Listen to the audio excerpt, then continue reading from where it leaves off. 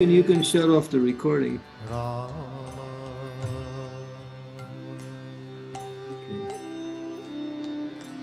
Rama, Rama, Hare, Hare. Hare Krishna. Hare Krishna, dear devotees. Welcome to His Holiness Candramauli Swami Maharaj's daily class. Thank you all for joining. Today we are going to continue the Srimad Bhagavatam series of first canto, 12th chapter, verse number 18. Hare Krishna Maharaj, my humble obeisances to you all, goes to Srila Prabhupada. Thank you so much, Maharaj, for your time and association. You can please take over. I'll share my screen with the verse. Can you hear me okay? Yes, Maharaj, yes.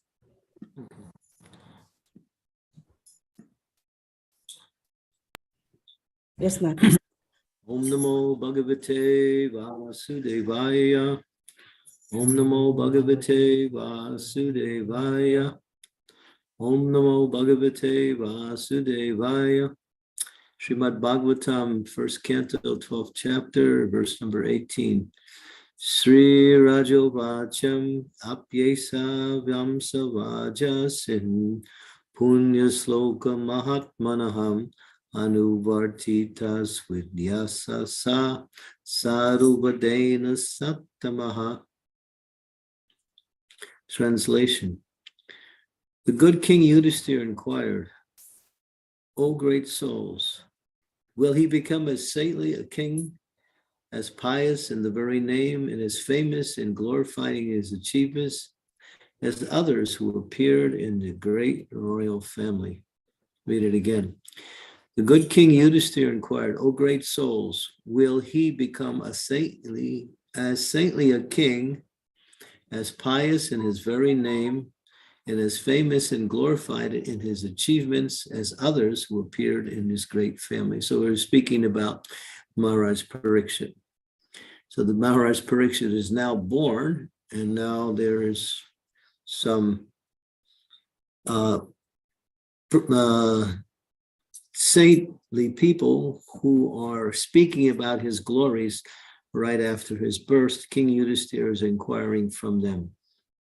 The forefathers of King Yudhisthira were all great saintly kings, pious and glorified by their great achievements. They were all saints on the royal throne, and therefore all the members of the state were happy, pious, well-behaved, prosperous, and spiritually enlightened. Under the strict guidance of the great souls and spiritual injunctions, such great saintly kings were trained up, and as a result, the kingdom was full of saintly persons and was happy land of spiritual life. Maharaj Yudhisthira was himself a replica of his ancestors, and he desired that the next king after him become exactly like his great forefathers. He was happy to learn from the learned Brahmins that by astrological calculations, the child would be born a first-grade devotee of the Lord. And more confidentially, he wanted to know whether the child was going to follow in the footsteps of his great forefathers. That is the way of the monarchical state. The reigning king should be pious, chivalrous devotee of the Lord, and fear personified for the upstarts. He must also leave an heir apparent equally qualified to rule over the innocent citizens. In the modern setup of the democratic states, the people themselves are fallen to the qualities of Sudra or less, and the government is run by their representative, who is ignorant of the scriptural mode of administrative education. Thus, the whole atmosphere is surcharged with Sudra qualities, manifested by lust and avarice. Such administrators quarrel every day among themselves. The cabinet of ministers change often due to the party and groupless selfishness. Everyone wants to exploit the state resources till he dies. No one retires from political life unless forced to do so. How can such low-grade men do good to the people? The result is corruption, intrigue, and hypocrisy. They should learn from the Srimad Bhagavatam how ideal the administrators must be before they can be given charge of different posts. Om Gyan Timidandasya Gyanajana Salakaya Chaksun Militam Yena Tasmai Shri Gurave Namaha Nama Om Vishnu Padaya Krishna Prastaya Bhutale Srimakti Bhakti Vedanta Swaminiti Namine Namaste Saraswati Deve Gauravani Pacharine Nirvisesa Sunyavadi Pasyatya Desatarine Vanchakalpa Tarubhischa Kripa Sindhu Pevacha Patitanam Bhavanebhyo Vaishnavebhyo Namaho Namaha Jai Shri Krishna Chaitanya Prabhu Nityananda Shri Advaita Gadadhar Shri Vasadi Gaur Bhaktivinoda Hare Krishna Krishna Krishna Hare Hare Hare Rama Rama Rama Hare Hare. So here is inquiring by a saintly king wanting to know that the next heir to the throne, will he be as pious and famous in his achievements as those who appeared in this great royal family? Now, there was a history of great personalities. A leader who was a king, he wasn't called a king, he was called a Rajarsi, which means Rajarisi, one who actually knows the purpose of life and rules according to that. And of course, the purpose of life is to lead the citizens in such a way that they have the opportunity to perform devotion to the Supreme Lord and actually receive the benefits of that by achieving perfection in life. So it is a great responsibility to take the post of leadership. As Rishabdev, the incarnation in that's mentioned in the 5th canto of Srimad Bhagavatam, he makes it very clear in a very direct way. One should not become a mother, one should not become a father, one should not become a teacher, one should not become a guru, unless they can deliver their children, their students, their disciples from the cycle of birth and death. And this also applies to kings.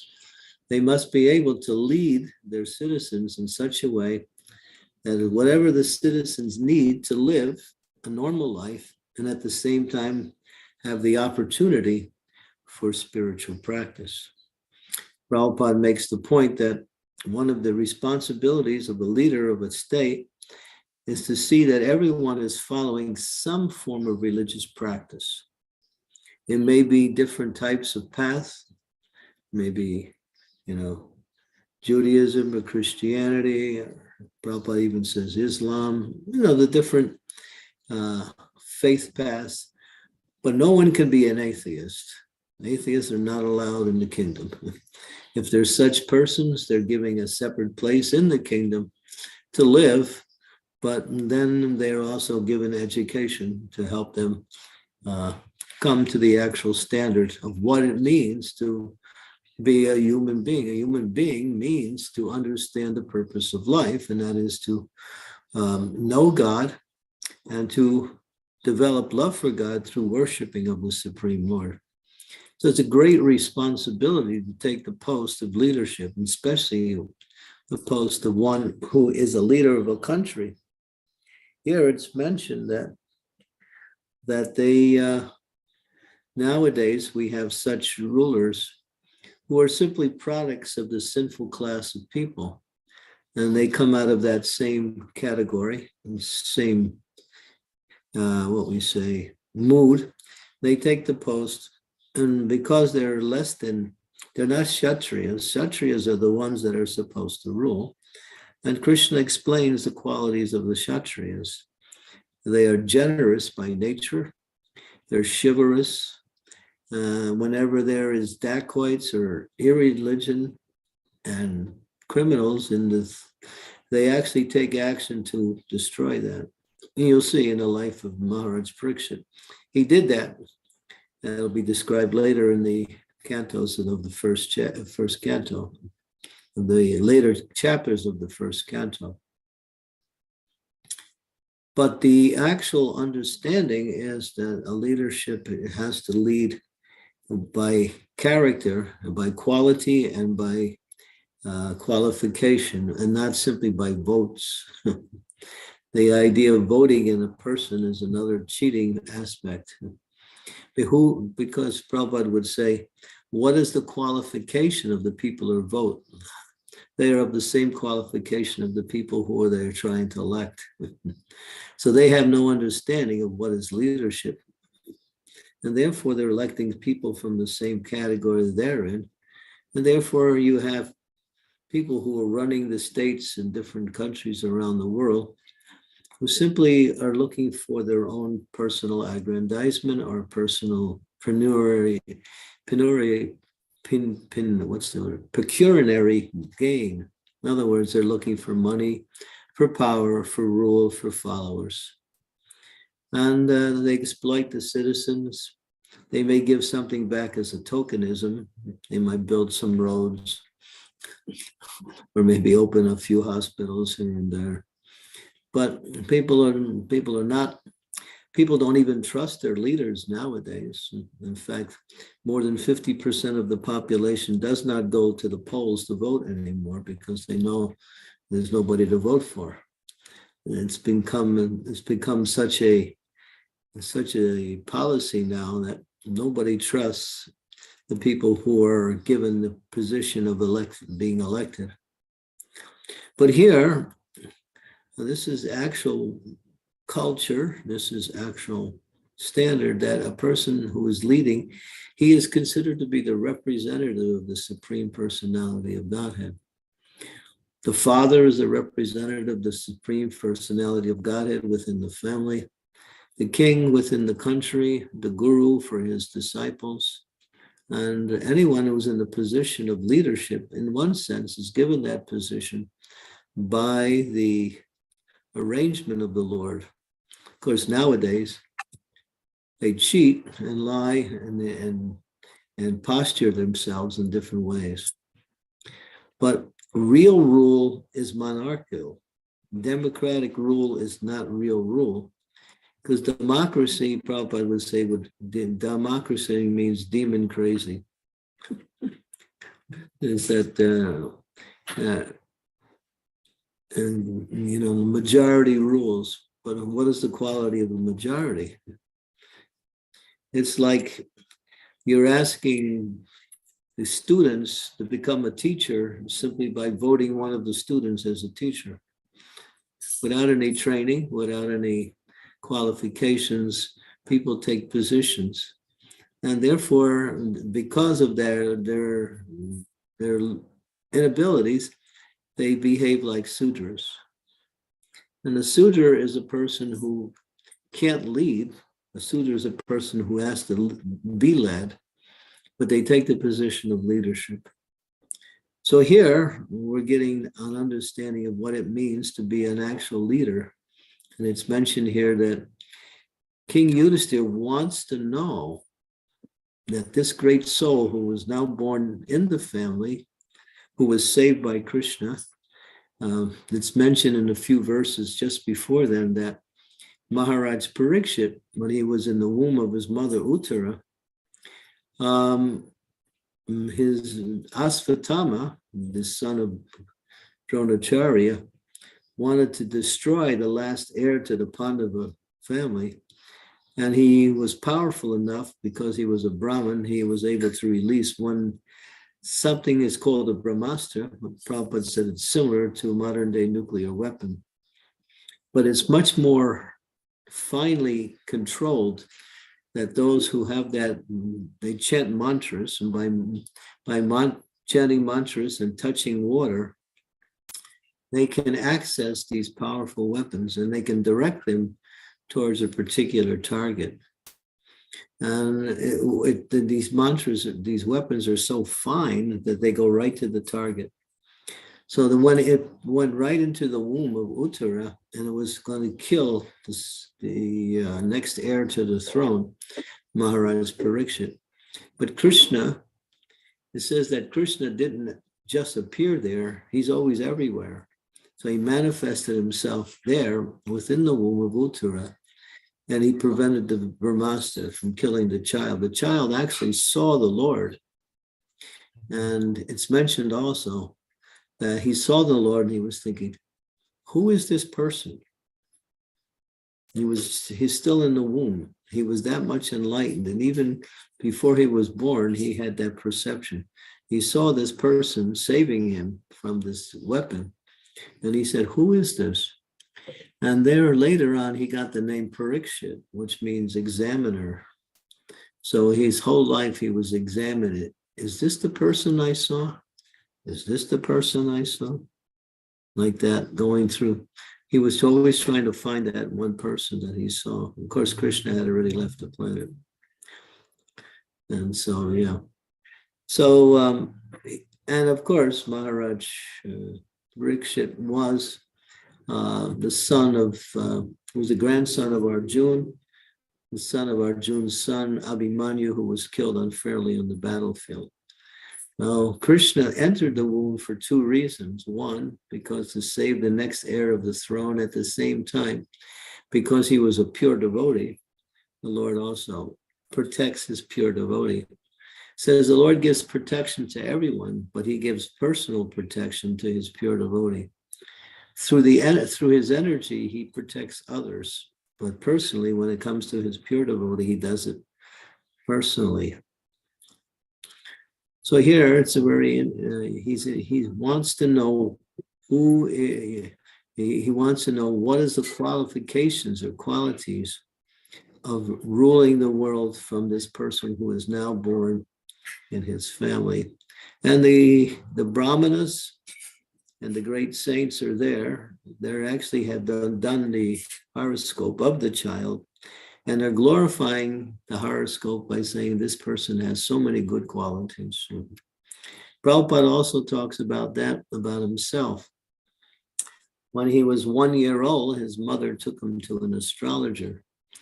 And it's just common in India, especially in more, Brahmin families or elevated families. They take the child to a bona fide astrologer, not anyone, someone who was actually bona fide. And they can understand the future of the child. There's a set of astrologers that still exist. They're only in India, I think. They're called Brigu readers. They know past, present, and future. And there's a few of them now. Even, I think, one of our leading sannyasis went to one Brigu reader, and he told him his future. Told him his past, and also told him what he should avoid and what he should do. So these Brigu readers, there are very few of them left in the world, but they have that power.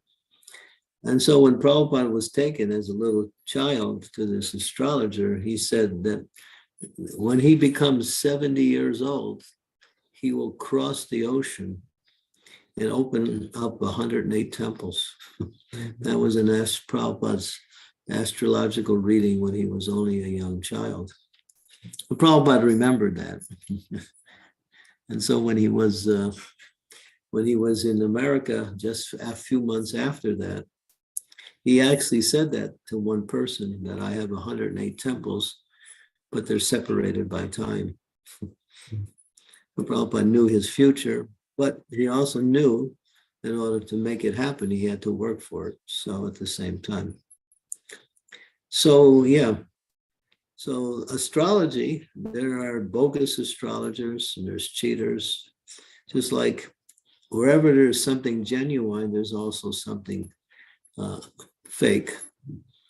So yeah, that's there in astrology. So some people think astrology is useless. It's some kind of superstition. It doesn't work, but there are bona fide astrologers, and they can help you in your life by guiding you in how to perform your activities in the world here. So these astrologers, along with the saintly persons, are there, and now they're going to reveal to King Yudhisthira the character and qualities, and that's in the upcoming verses, of this great personality who appears in that dynasty, who is known as Maharaj Parikshit. So it's curious that the leader who is in power now, he's very concerned about who will follow him and whether that person will be qualified. So it's not that like nowadays people are elected to an office and they do their term. After some time they get out. It doesn't really matter who comes next. I did my thing. Mm-hmm. They either get kicked out, voted out, or they retire sometimes. Prabhupada says they don't even retire anymore. They stay in office till the end of life until they're so old they can't even do nothing, just like our present day president here in the United States of America. And they question his abilities, his ability to even think properly, what to speak about, actually making decisions to how to rule the country. But the decisions are not made by him, they're made by others, and they tell him what to say, that's all. Because he can't think. He's just a puppet, that's all. So what is significant in this verse is that the presiding ruler is very much concerned in a very strong way who will follow me and what will his qualities be. Will the citizens get everything they need? Like that. So because the leader of the country is seen or acts as a parent, just like a parent is always concerned about the children, the king is always concerned about the welfare of the citizens. It's mentioned that when Maharaj Yudhisthira took the throne, right after the Battle of Kurukshetra, after Krishna had just disappeared from the planet, he opened his door to anyone and everyone to come and meet him and speak whatever they wanted to speak. In other words, the ordinary citizens could make an appointment and meet the king and speak, whether their problems or anything, and he was available. So it goes to show you that the citizens are the most important part of the ruling class person, and not the military industrial complex or the corporates who fund a lot of the political movements. And these people, they also are citizens, but they represent a certain interest block, and therefore the leaders really cater to them because they know these people are powerful and they can help them in their office. So, but the people just get squeezed out. They pay taxes. Where the money goes, nobody knows. It's like this moon landing supposed moon landing that happened back in the 1960s, late 60s. Now, they spent $5 billion taxpayers' dollars on the whole adventure, which they never really went to the moon. That was revealed later by books. And Prabhupada actually said it. Prabhupada, 1968, he was on a radio show in California. And everyone was getting excited. Oh, we went to the moon. They had all of these videos of these space guys with suits on, and they were bouncing along on the moon. And they had this really dark planet in the background looking like the moon.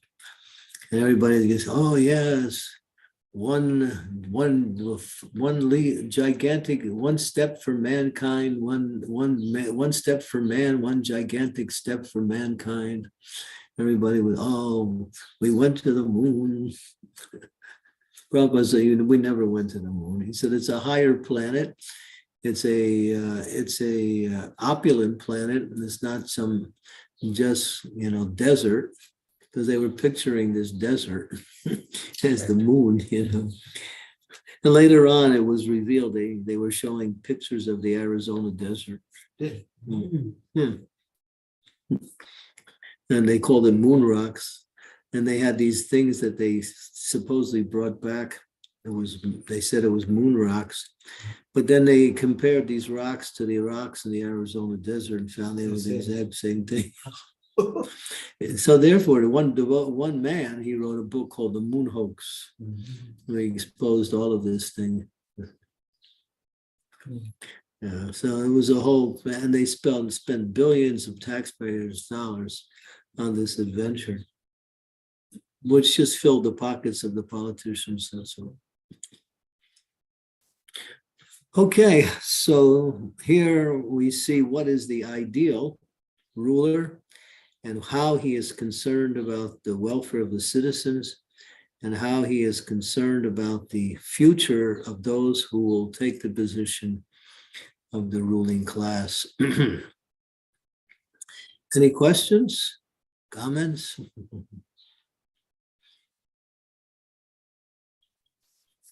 Hare Krishna. Thank you, Maharaj, for the class. Dear devotees, any questions or comments or realizations you can share now? And please turn on your cameras if possible. And you can raise your hand or type in the chat box. Yes, Mataji, Sridevi Mataji, please go ahead. Thank you, Srimati. Dear Guru Maharaj, I have a question about statement you made in the sort of beginning of the class. You said Krishna takes care of his devotees personally, takes care of his pure devotees personally, and others through his energy. So would you kindly explain that a little bit more? Well, in some of the previous verses that we're reading from, it's mentioned in the purport. You go back one or two verses, you can find it.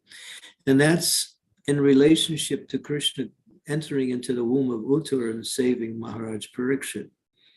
So Prabhupada explains that the Lord is the protector of all living entities, but he gives personal protection to his pure devotee. But he provides protection through his different energies for those who are in a lesser position. Because there's that verse in the 9th canto of the Srimad Bhagavatam spoken by Lord Vishnu himself. He says, the devotees the pure devotees are in my heart, and I am the heart of the pure devotees. The devotees know no one but me, and I know no one but my devotee. So when Maharaj, what was his name? Durvasa Muni offended Maharaj Ambarish, and he was about to kill him. The Lord personally came and protected him. But the Lord will give protection always for those who seek protection, but those who actually are pure devotees, they don't even have to ask. The Lord is always there with them. For Krishna says, my pure devotee is more dear to me than my very self.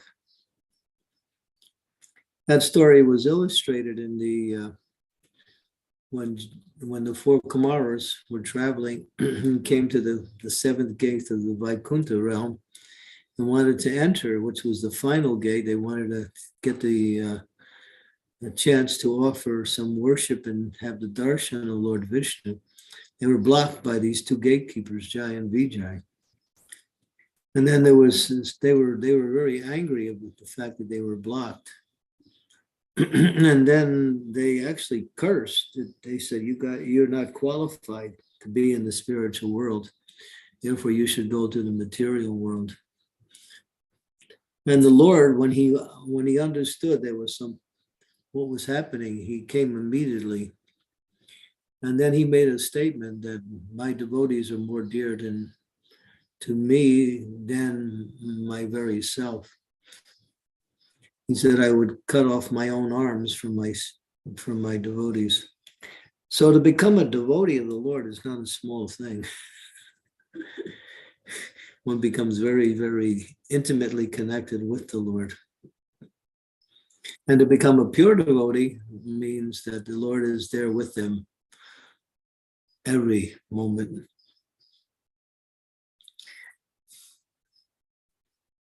He's not partial. Yayatam mam prapadyante tam stataiva bhajami aham. He says, as you approach me, I will reward you accordingly. Everyone follows my path, O son of Kunti.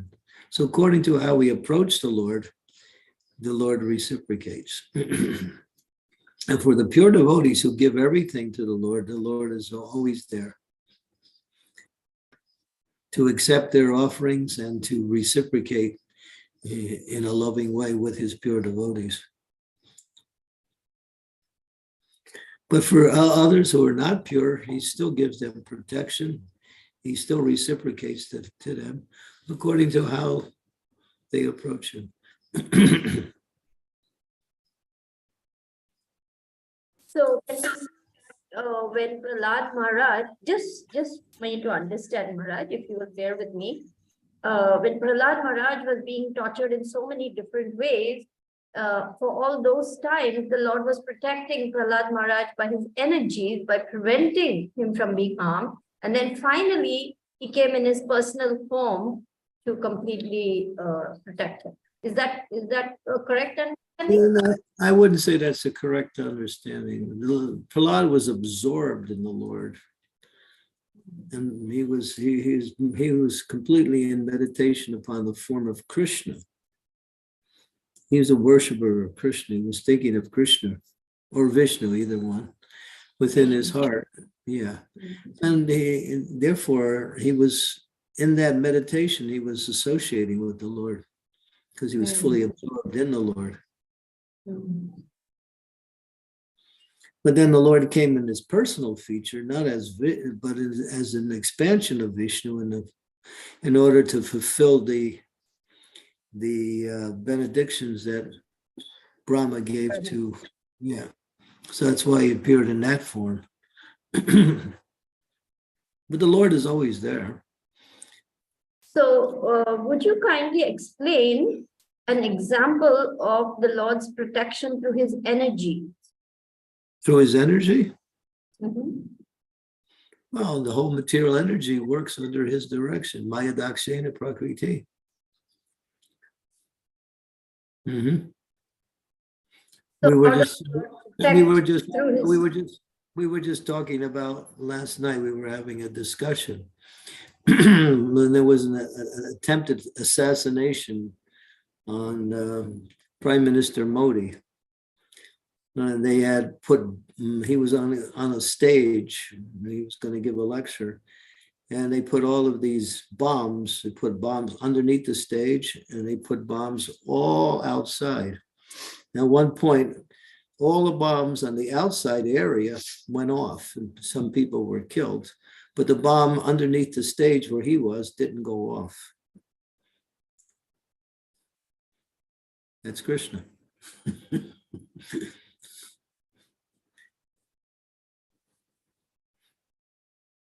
Wow, I didn't know this. Yeah. Thank you for explaining that, Maharaj. Because Prime Minister Modi is a great devotee. That's an example of a politician who was actually, who was very much inclined to spiritual principles, and he worships the Lord. Anyone who worships the Lord will get protection from the Lord, no doubt. And there's many examples. Devotees chanting Hare Krishna were saved from death so many times. Yes, he is very, very pious. It is said that he is going to win the elections for a third term, which is unprecedented. He's going to win this third term also.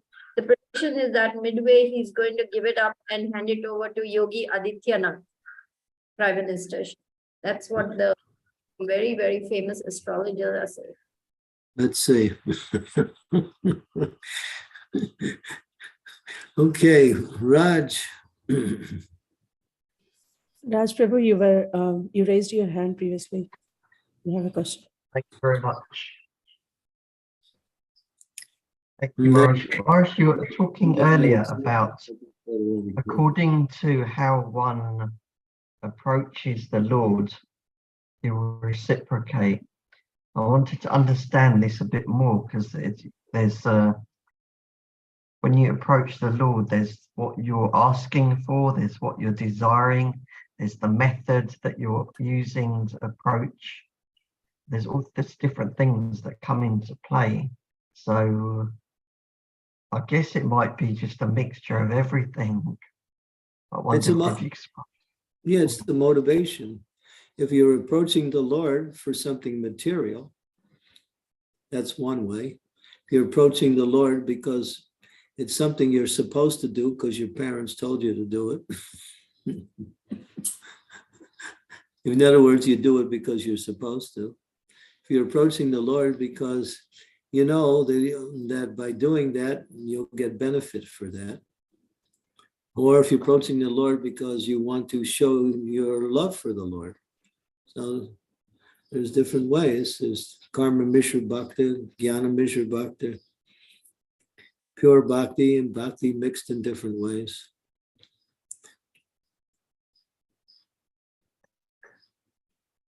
So yeah. So, but Krishna is not so mechanical that he simply reciprocates 100% that way. That's the general statement. Sometimes he goes beyond and gives more than which we offer. That's up to him. Because he's a person, he can decide how he wants to reciprocate.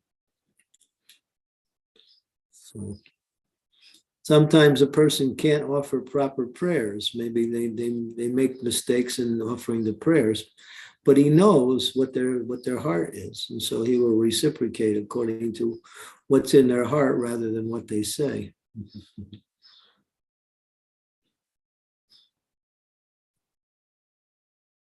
Thank you very much, Maharaj. Thank you.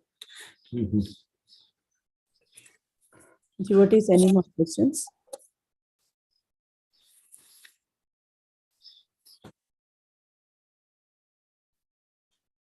As I don't see any raised hands.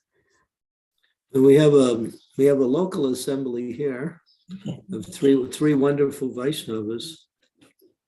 If they want to ask a question or even make a comment, we'll broadcast the comment on. Okay, we have another question. Yeah, Scarlett Mataji raised her hand. Yes, Hare Krishna, and thank you for the class. As I have read in the Srimad Bhagavatam and all the Shastras, there are sometimes a very pure devotee do a mistake unknowingly without meaning any bad with it, but still gets cursed, and the curse happened still, even though that the person, this entity has been very, very good and pure devotee. What is the reason that the curse has to happen still? Because this person didn't do it with bad manner. It happened without meaning it. If you think of the story of Maharaj Parikshit, when he supposedly acted wrongly by putting a snake around the neck of the Shamik Rishi, that was the Lord's arrangement in order for... Sorry, but no, it was not the Parikshit I meant. It's someone else I mean. Well, how do we know? How do you know actually? How can you actually say what is the quality of that person before you can say what is good and what is not good? You have to know through Shastra or by personal example. By Shastra, I read the Shastra. No, then you have to give me the example. Otherwise, I can't just give a general statement because it doesn't apply. Can I please ask this question personally on the mail to you, please? Yeah, if you want to. Thank you. Okay. Then I will do it on the mail. Thank you. Thank you, Mataji. She's tough. So, Maharaj, I have a small humble request. Today is Jagannath Rath Yatra happening all around the India, especially. So could you speak some words or comments about Jagannath Rath Yatra? Well, today is the Jagannath Puri Rath Yatra in Yes. Jagannath Puri, right? Yes, Yeah. Maharaj. Oh. Yeah, it's a very auspicious occasion. Rath Yatra, the meaning of Rath Yatra, the whole pastime of Rath Yatra goes back to Krishna leaving Vrindavan, eventually going to Mathura and taking care of political business there, and reestablishing, eliminating Kamsa and reestablishing Ugrasena on the throne. And then actually, Pravitranayam Sarunam Vinasanaya Chaduskritam, the Lord comes to the material world to remove irreligion. So one by one, he was killing the different demons. There was Shishupal, there was Dantarvarka, there was Pondraka, there was so many, Kashiraj, so many demons. So, but the residents of Vrindavan were feeling tremendous separation from the Lord. And he said, I will return, but he wasn't coming back because there was more and more demons that he had to take care of. So when he was in Dwarka, he had created a fort, it was called the Dwarka Fort there. And the queens of Dwarka, of course, they were expansions of the gopis. They manifested there. And the Lord was performing his pastimes and staying in Dwarka. But while he was in Dwarka, he was always thinking of Vrindavan. And it's explained that the queens couldn't understand why he's always chanting the name of the gopis, although he's there with them. And they're his faithful devotees serving him so nicely with so much love and affection. But the Lord was feeling separation from.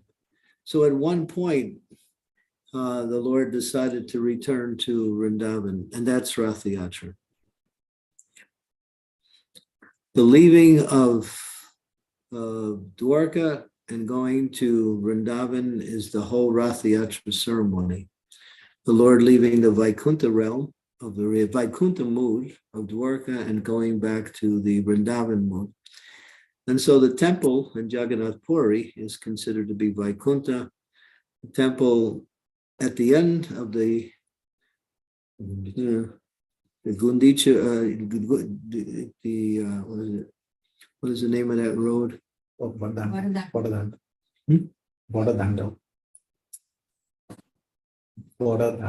Bodadanga. Yeah, in India, that road is a one temple called the Gundicha temple, which represents Vrindavan. So the whole pastime is that when the Lord left Dwarka, he was led by Balaram and Subhadra to go back to Vrindavan to again be with the devotees, his pure devotees in Vrindavan. So that is the actual pastime of this. It's very sweet, it's very deep, it's in the mood of separation, where the Lord is also experiencing. Therefore, the manifestation of Lord Jagannath, why is Jagannath? Jagannath is Krishna. Well, why is he in that form? So the Acharyas give us that Jagannath is actually the ecstatic manifestation of Krishna in the mood of separation from his devotees in Vrindavan. And the anticipation of coming back to Vrindavan is the ecstasy that the Lord is feeling on his way back to Vrindavan. He's anticipating that soon he will be with his devotees, and that is Jagannath. A very sweet, sweet pastime. So the devotees pulling the ropes means that devotees are actually bringing Krishna back to Vrindavan. And pulling of the rope also means that as devotees, we're trying to bring Krishna into our hearts. The ropes are our actual love. And we're pulling those ropes of love, trying to bring Krishna within to our heart. That's very sweet, very deep. There's much more than what I said, but this is the essence. the Lord returning to see his devotees in Vrindavan after being away for about 100 years almost. Thank you, Maharaj. Thank you so much. It's very blissful event, and we were watching on TV. So it was like as if we are present there. I felt it is so wonderful to see. The Rath, it's over. He's reached Gundicha temple now. No, Guru Maharaj, still on the way. Still, it's going on right now, huh? Yes, yes. Okay, interesting. So she's in the same time zone as us, so she says it's still going on. It's interesting. You want to turn it on? You can turn it on. Yeah, and see. All right, thank you very much. Sorry. We have a question on chat by Boni Mataji. She is asking, can we also understand that when there is not the protection we think we want, whatever is happening, good or bad, is also coming from Krishna? No, good and bad is your doing. What material good and bad has nothing to do with Krishna. Krishna said, I'm not the cause of anyone's happiness or distress. Material energy is. So when we play around with the material energy, we plug into one of the modes. Depending on what mode of activity we have, we desire in a certain way, we get a reaction that is parallel to that mode. So if you act in the mode of goodness, you get something good by material standards. If you act in the mode of passion, you get something mixed, good and bad. And if you act in the mode of ignorance, you get bad. Krishna has nothing to do with that. He sets up the program, he sets up the energy, and we act, and when we engage in devotional service, there's no such thing as good and bad. Everything is good. Even if it appears to be something else, that's just our misperception, because when you engage in devotional service, you're acting outside of the three modes. You're on the transcendental platform. Although you may not be transcendental, you're acting on the spiritual platform. So your perception of good and bad in devotional service is all wrong, because everything is good in devotional service. There's nothing bad. If we execute it in the wrong way, we might it might come out in a different way, but that's because, but still the mode of devotion is always good, because it uplifts the practitioner. Good and bad is for material energy only.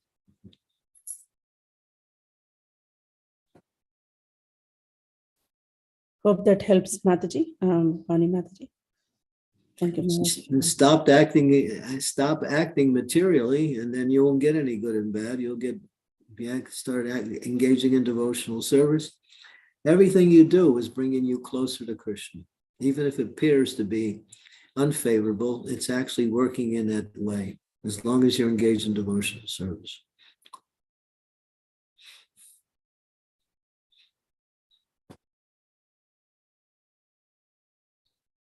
Thank you, Maharaj. I have I see two more raised hands. Is it okay? You can bring it up. Yeah. You really sparked our interest over here. Now we want to look at the Jagannath Rath Yatra, so we're putting up our screen here. Oh my God! Whoa! There it is. Wow, this is tremendous. Is that Jagannath's cart? You can't tell. Yeah. No, it's the red and white.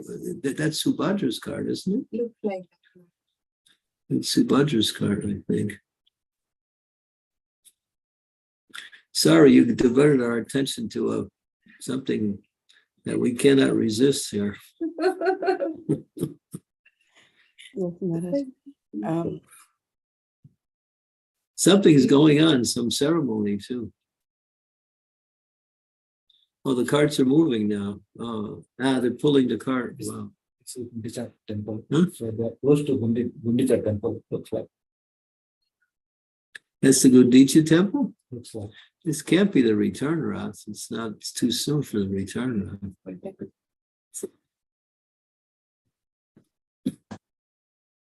They're spraying water. And the devotees. Yeah, it's so hot there. Maharaj, then shall we end the call here so that you can enjoy the Rath Yatra? Well, I can see and talk at the same time. We Okay. can- So you can Raj give- Prabhu has a question, I think. Yes, Prabhuji, please go ahead.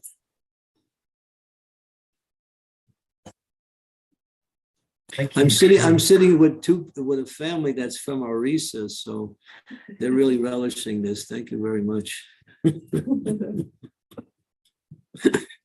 They're feeling like they're back home.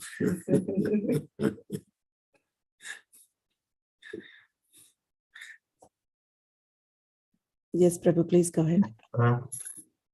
It's actually about the Rath Yatra, Maharaj. When we either hearing about the Rath Yatra, serving, or just participating in a Rath Yatra, what should our internal mood and our internal objective be? Please Krishna by chanting his holy name and asking him, please come and sit in my heart. I'm so fallen. If you come and sit in my heart, then my life will be perfect. But you have to glorify him by chanting his holy name. So Rath Yatra is always accompanied by kirtan.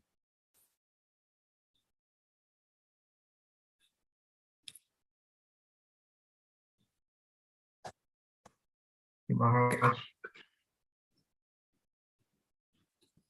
Thank you. Scarlett Mataji, you want to go ahead? Yes. Is it offense when you look at the Jagannath, Lord Jagannath, you start crying? Is it offense that you start crying? Because today I just cried. I couldn't stop it. Just ran and just cried. I don't know why. And I was so afraid that I have done offense. Is it offense to cry?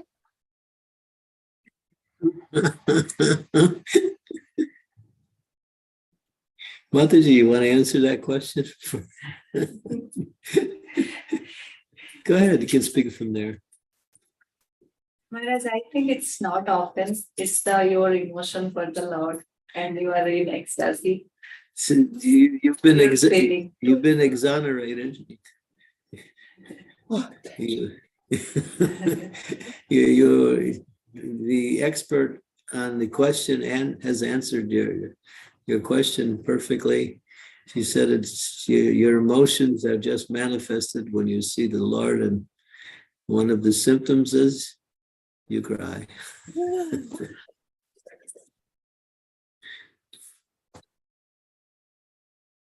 They're bringing a truck with water.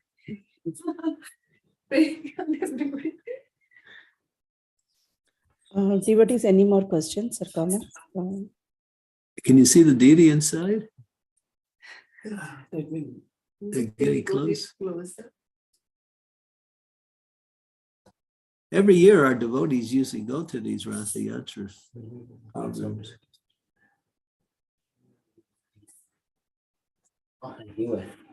Like India. I think that's Subhadra's card. The red one, yeah, red.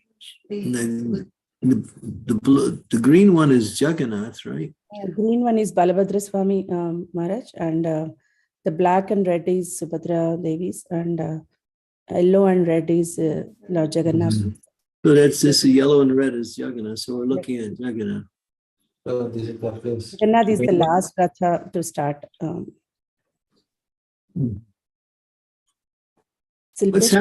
What's happening now, Sumati? I don't. They're pulling Jagannath's cart. Yeah, I think they are stopping because they said that once the sunset happens, Jagannath will stop wherever he reaches. So until next morning. So I think they stopped the Ratha in the middle, I think, Maharaj. It is the recorded. Huh? Is this the recorded one? No, it's just live. This says live here. Right? Yeah. But it is. But and this much. Some didn't check. Some checks. It's about 7 o'clock there, no? 7. 7 o'clock in the evening there. Sun sets around that time, 7:30, I think. So it looks like Jagannath didn't make it.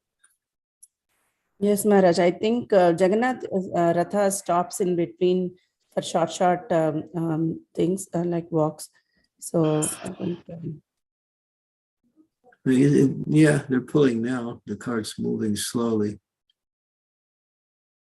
stopping every once in a while.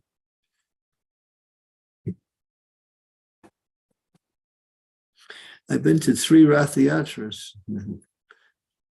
I think it's the most powerful experience I've had in Krishna consciousness is being at Rath Yatra. It's just so wonderful. So many people. Hmm? So many people. Not like Indian people. Million plus usually. Maharaj, there is a raised hand. As Hipesh Prabhu, can we take the question? Yes, Prabhuji, please go ahead. Hare Krishna Maharaj, please accept my humble obeisances. I just wanted to comment. I've been feeling quite mentally challenged lately, and this morning I woke up and found out it was a Rath Yatra. And just seeing all the people, I don't know what it is. It's an amazing experience, and I pray one day I might be able to attend it in Puri. And I wanted to also say, seeing you, Maharaj, so happy today, it's made me feel happy as well. So thank you, Maharaj. I'm happy because I'm with some happy people. Usually I'm not so happy. I'd like to see this side of you more, Maharaj. It's very, very, what's the word, contaminated to all of us, that happiness. Okay, if we can pass on the happiness, we're happy. If you become happy because we're happy, then we become more happy.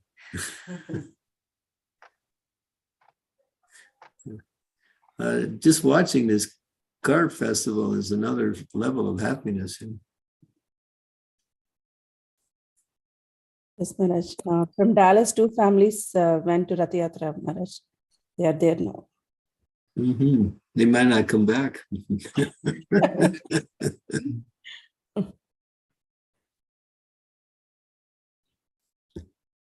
Maharaj, we are almost at the hour.